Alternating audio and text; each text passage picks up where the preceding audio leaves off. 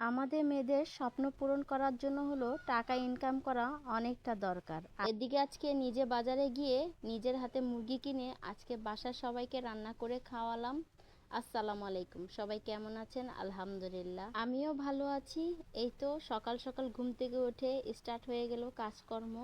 মানে বিনা বেতনে কাজকর্ম করেই যাচ্ছি, কোনো বেতন তো আর পাচ্ছিই না। তো কি করা, নিজের ঘরের কাজ তো নিজেই করতে হবে, বেতন দিলেও করতে হবে, না দিলেও করতে হবে। তো সকাল সকাল প্লেটগুলো ধুয়ে নিয়েছি। আর এখানে আজকে নাস্তা বানিয়েছি, মানে ফাঁকিবাজি নাস্তা যেটাকে বলে, মানে রুটি বেলতে বলতে আমার ভালো লাগে না।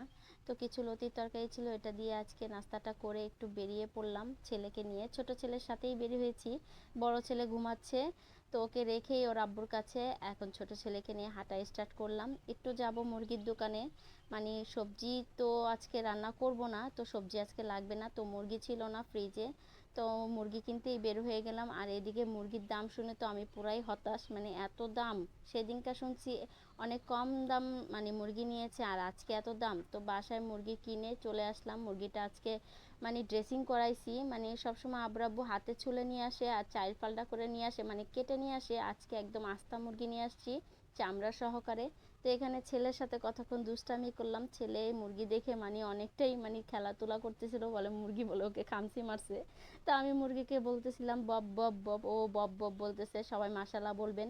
আর এই তো মুরগি কাটা শেষ করে ফেললাম। মুরগি কেটে এখন ধুয়ে বেছে অর্ধেকটা ফ্রিজে রেখে দিব আর অর্ধেকটা রান্না করব। তো এখানে রান্না করতেও চলে আসলাম। আজকে মুরগি আর আলু একসাথেই রান্না করে নিচ্ছি। মুরগিটা কেমন জানি আমার কক মুরগি লাগতেছে। আব্বুকে জিজ্ঞেস করেছি, আব্বু এটা কি মুরগি, ফার্মের নাকি কক মুরগি? কিন্তু আমি কিন্তু ফার্মের মুরগি এনেছি। তো যাই হোক, এই তো মুরগিটা ভালোভাবে সুন্দর করে কষিয়ে রেখে এই তো ঘরটা গোছাতে আসলাম। আব্বু আবার নামাজ পড়তে চলে গিয়েছে, মানে অনেকটাই লেট হয়ে গিয়েছে। মুরগি এনে কেটে ধুয়ে বেছে রান্না করতে করতেই মানে 1টা 1:30 বেজে গিয়েছে। তো আব্বু যদি নামাজ পড়তে আইসা দেখে যদি ঘর দুয়ারের এই অবস্থা, তাহলে তো চিল্লাবেই। আমাদের মেয়েদের জীবনটা এরকম। শুরুতেই যেটা বলছিলাম, কিছু স্বপ্ন পূরণ করতে হলে মেয়েদের ইনকাম করাটা অনেক দরকার। এই তো দেখুন না, অনেক কিছুই কেনা বাকি, অনেক কিছুই মানে আনা বাকি, ঘর দুয়ারের কিছু জিনিসপত্র। তো এগুলো তো ছেলেরা কোনো কিছুই ধ্যান দেয় না। তো আব্বু বললে আব্বু বলতেছে, বলে পরে কিনে দিব, এখন না, এখন সামথিং সমস্যায় আছি। তো নিজে এই জন্য ইনকাম করার চেষ্টা করি। আমাদের কিছু স্বপ্ন পূরণ করার জন্য কিন্তু ইনকাম করাটা অনেক অনেক দরকার। কতদিন আর হাজব্যান্ডের থেকে চেয়ে চেয়ে নিব, নিজেও তো স্বাবলম্বী হওয়া উচিত।